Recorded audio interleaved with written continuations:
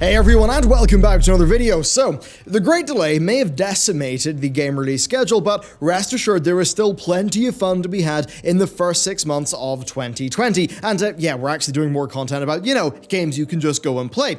Now, past that, we publish 6 industry news and analysis videos per week, so if you're down for that kind of thing, you want to help us out, be sure to like, sub, and ring that bell. And with that said, let's get going. So 2019 was already a year of delays, with loads of big name titles being kicked into 2020, and then loads of already 2020 release date games also having delays. I mean, The Last of Us Part 2, Watch Dogs Legion, Rainbow Six Quarantine, Babylon's Fall, Vampire the Masquerade Bloodlines 2, Spelunky 2, Psychonauts 2, Biomutant, and Skull of Bones. They all needed more time in the oven. And then there's Metroid Prime 4, a game that was actually delayed indefinitely because Nintendo had to bring in Retro Studios to restart development of it. And if 2019 was the year of the delay, then in game industry form, 2020 certainly has been a sequel. Cyberpunk, Avengers, Iron Man, Final Fantasy VII Remake, and most recently, Dying Light 2, which now doesn't have a release date. It's quite the list, but enough of the delays. There are actually games coming out over the next few months for you to get stuck into. Warcraft 3 Reforged originally led the charge, but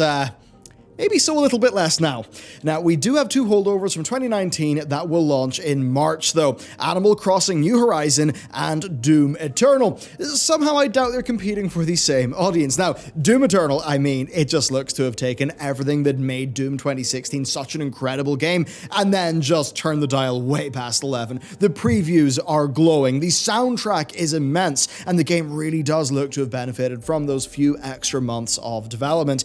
Its release is pretty hotly anticipated, and it should make for some, pretty darn good, decent figures for Bethesda after a fairly challenging year. For all its renown and acclaim, Doom 2016 was somewhat of a subdued affair, but I would expect Eternals to be far more all guns blazing now that they really know that Doom is back, that people care, and really this could be one of the best games of 2020. Then also releasing in March is Half-Life Alyx, and if ever there was a franchise that could catapult VR into the mainstream, it is obviously Half-Life. It absolutely is. And hardware sales have actually been going from strength to strength for VR since its announcement, which means that, yeah, it actually seems to be that VR system seller. And hell, Valve actually releasing games, that certainly is a nice thing. And then next, legend has it that a Final Fantasy VII Remake has been kicking around since the PlayStation 2 days, but we're of course finally getting one for the PS4 that was formally announced in 2015. And they certainly are doing something that seems impressive. It's pledged to be a from the ground up remake that, look, while the original Final Fantasy VII is quite well beloved, it's definitely aged with this one. New story elements, new character designs, new real-time combat system. It looks like a pretty incredible game, and people have waited for this one for an extremely long time. And a little bit longer because there was another delay, but the game finally is going to be arriving in April, so that's one to look forward to. And then next, with nothing actually scheduled for a June release, it seems like the last big release of Half-On 2020 is The Last of Us Part 2. And let's be real, we all know about that game, so let's just skip the blurb and move on to a re-release that's actually a really good chance for you to experience something that could be new to you. So if you're on console, the Bayonetta and Vanquish bundle is extremely good. You know what, just go play them. If you're on PC, both of those games are already on Steam for an extremely reasonable price. They are fantastic. If you want some of the best action games around, all I'd say is please go play them, especially Vanquish. That is a short game, but it's just really incredible. Just don't play it like a really slow cover shooter. It inspired the mechanics of many shooters after it, but there's just, a lot of games, they just do not come close to feeling as good as that one does when you're really trying to go fast. Then next up, Persona 5 Royale, that's out on March 31st, and it's an improved, larger version of the game that came out around 3 years ago. It's already one of the better games of the generation, but probably with this, a lot more so. Since the original was cross-gen on PS3, this is likely to look and run a good bit better, and as a 100+ hour RPG, it's a massive time sink. It's Persona, we know that, but it's a fantastic experience. It's one of the coolest games to watch and listen to. It's got an excellent storyline if you're into disaffected youth, and I'd urge anyone on the edge or just sort of on the fence with RPGs to give it a go. Many of the greatest RPGs, they're kind of old and they're limited by snail's pace, turn-based combat, but the modern UX improvements in this game, just the UX, the menus in Persona 5 are incredible. So, there's less downtime, it's a bit more polished up. I would really recommend giving it a try. And then next up, one that you might not have heard of, Empire of Sin. It's by Romero Games, being led by Brandon Romero, and looks fantastic for the strategy people. More narrative-heavy version of, not version of XCOM, I mean, there's XCOM-like things there, but a very different setting, very different tone, very story-focused. As a fun little fact, they're actually using the same backend for their conversation system that we are in our game, which was quite nice, and with them being a Galway developer, so they're in Ireland, it's pretty cool seeing stuff come out of the island, and I mean, yeah, Empire of Sin looks really good. I always have a bit of bias though, but yeah, worth checking out if you're into that kind of vibe. Then moving past that, Dreams. I mean, look, Dreams just looks bloody immense. Just look at some of these incredible things, right, that people have made during the closed beta test.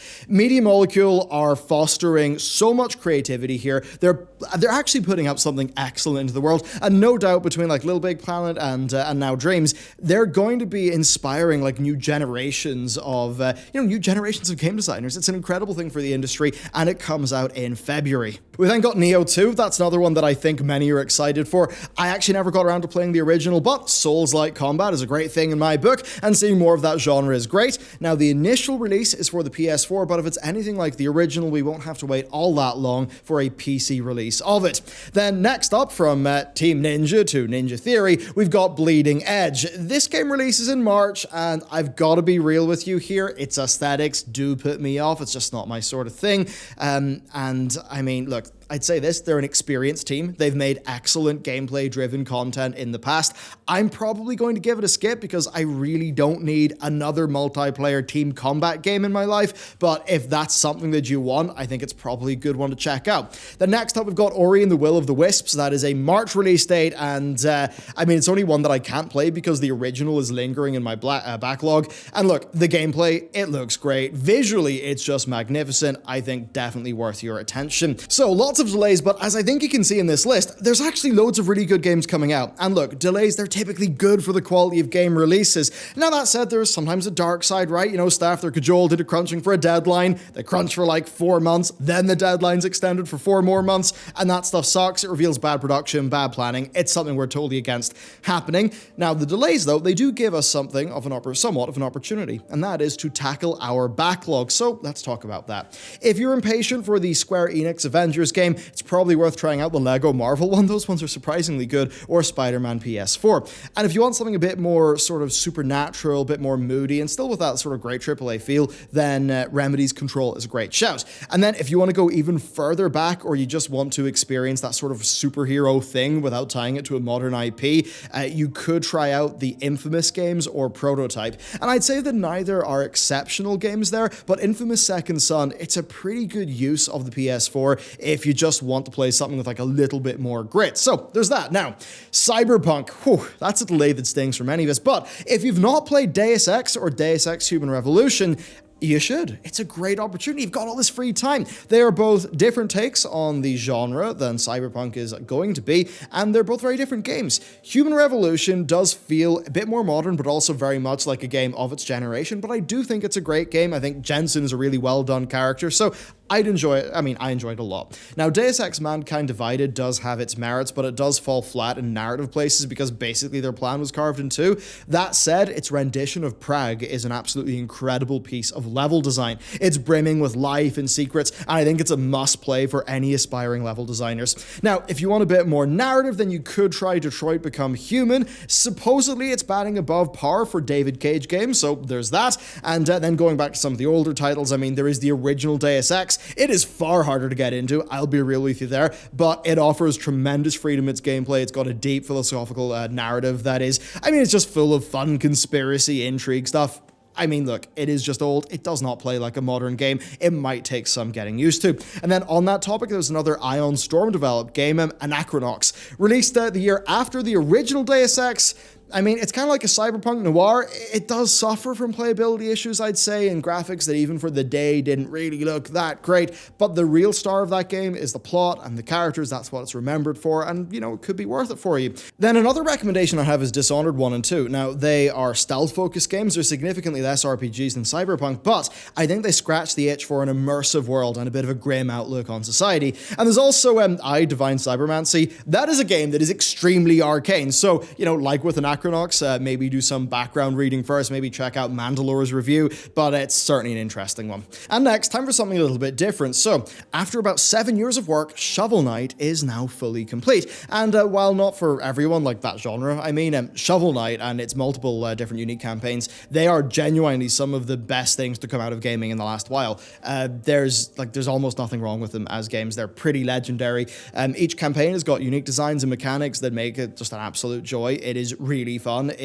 The base game was worth absolutely every penny for the original campaign, but the Plague, Scepter, and King Knight editions and Treasure Trove are all just unique and incredible. It is a fantastic game, and it might seem like a bit much at £30, at least in the UK, but it's hours and hours of excellent gameplay. It set out to be an homage of 8-bit platformers, but Yacht Club Games ended up just making something that pretty much outclasses all of them. It's incredible, and as a bonus, if you picked up the original, say, on a sale at some point in the past, you'll actually have been upgraded to the full Treasure Trove edition for free. Totally worth it. Then there's also Hollow Knight. So Hollow Knight's sequel, Silksong, is apparently out this year, at least according to an image from Nintendo. Now, this source is a little bit dubious, but all the same, it's a reason to go and recommend that you play Hollow Knight in preparation. It is incredible. Team Cherry have made one of the best action platformers of all time. It shows a complete mastery of the kind of atmosphere and world design that Dark Souls is popular for, while also weaving in extremely satisfying Metroidvania elements, and it's also on Game Pass for PC, so it is super easy to pick it up and get in there. It is just incredible. And then finally, this isn't even a game recommendation, it is instead a recommendation to try using the Steam Labs Recommender. It's honestly incredible. Like, if your Steam history is indicative of what you actually like playing, that system does a really good job, and I would suggest moving the popularity slider towards the niche end of things. And in my experience, I've found myself wanting to play 80, maybe 90% of what it shows. It is really, really great.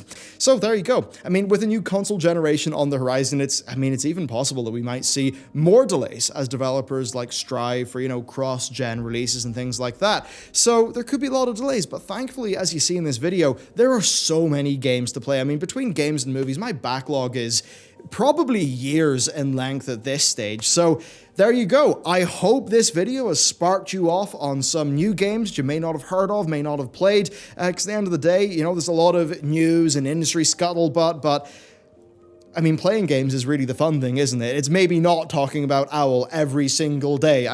Sorry about the Overwatch League stuff. There was so much news, but you get my point, right? All this news is fine, but at the end of the day, we gotta play the video games, and there's some great ones in today's video, and I hope you enjoy them. So thank you very much for watching this video. Let me know if you've got any recommendations from your backlog, because, the last thing I need is clearly a longer backlog. And with that, I'll see you next time.